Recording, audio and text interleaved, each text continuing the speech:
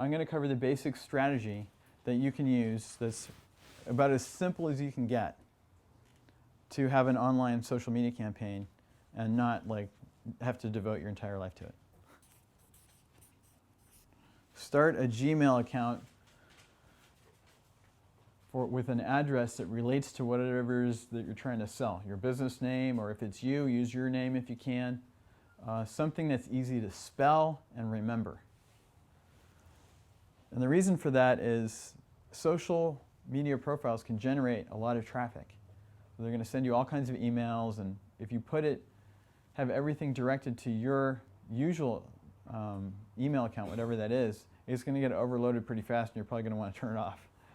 Right? But you can have a Gmail address that's just as easy to set up. Gmail is super easy to use. It's very well set up. For Google, right? Yeah. Yeah, the G is for Google. That's why it's called Gmail. So figure out whatever that's going to be. And then there's two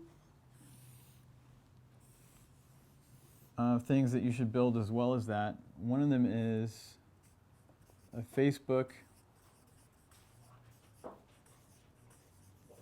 personal profile.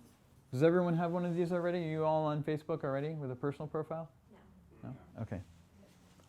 Like I said earlier, you can have as many of those as you want. You just have to have, I think, different email addresses, because the email addresses are basically the fingerprint online for them, all these different social networks, to tell who you are.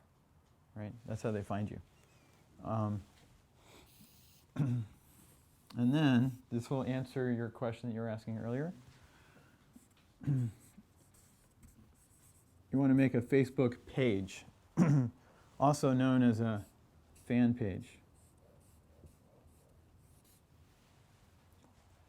Now, the difference between these two is that this, you can tell exactly who's running it because it's about you. This, you could actually create a fan page on Facebook and not even have a personal profile. You could just make one for a product or celebrity or person or something like that. This has a lot more capabilities for business because it was made for business. Facebook, the whole reason for this is so that people don't have to talk about their business on their personal profile. You've probably all been getting invitations, or maybe even sent some out, inviting people to examine a product or read some literature about what you're doing or something like that. That's best done on a fan page. Here is where you want to build up all the information about you so that someone else reading this can start to build a relationship with you.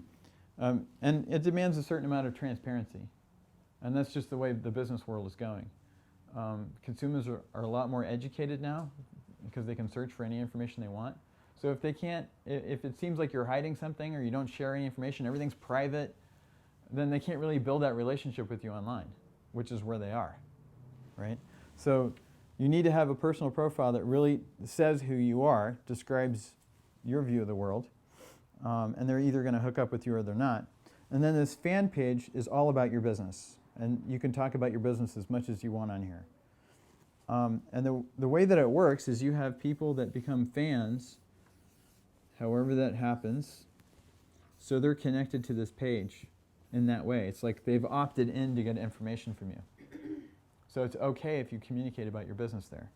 This one, if you over-communicate or overshare your business and solicit business and so on from here, then what can happen is Facebook may just delete that account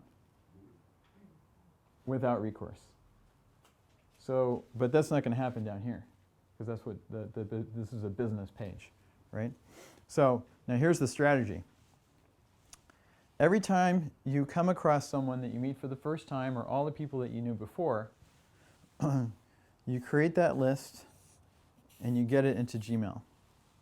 Gmail has a very good contacts database in there, right? Where every time you send an email, the email address is stored in contacts. And you can go in there and type people in. You can put all their information in there, but you need at least their email address for this strategy to work, right? So you just systematically figure out how to keep adding those names and email addresses in your Gmail.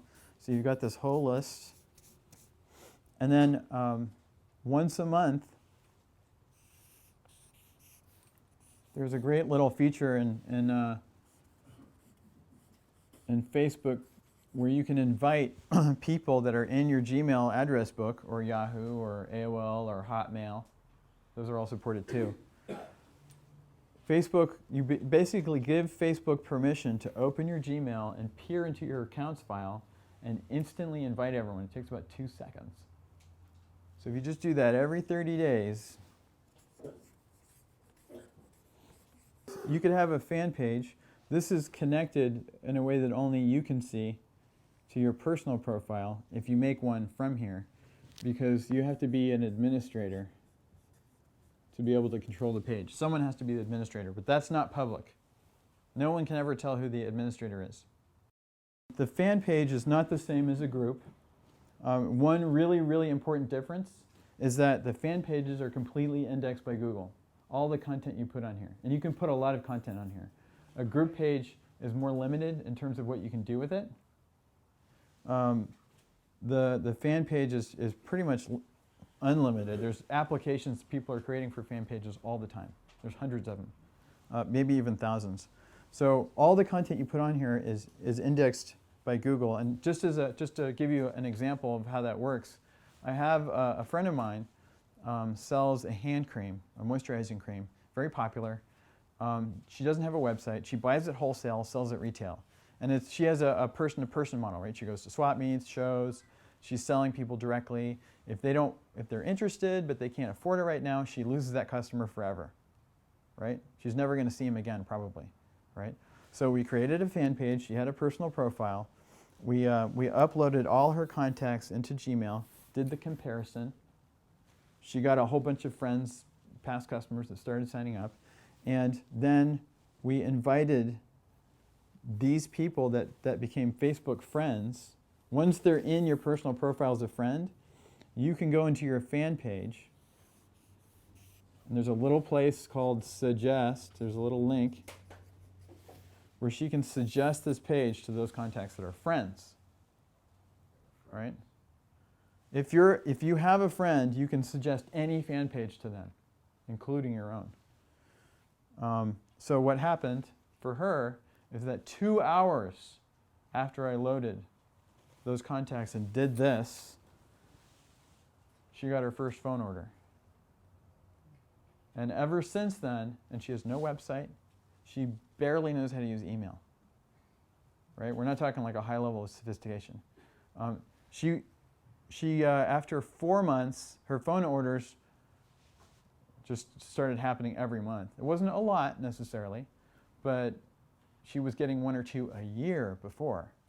Now she's getting 1 or 2 a week, right? So that made a significant difference. And she wasn't paying for a show.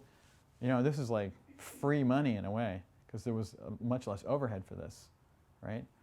And in 4 months, her fan page was on the first page of a Google search result for her product, in competition with the company website that had been up for years. Right? I mean, I just found that out by accident. Because she started getting customers. She called me and says, Trevor, I'm getting customers. I don't even know who these people are. I'm like, well, there's only one way that could happen. They Google searched and they found you. And they wanted to talk to a person.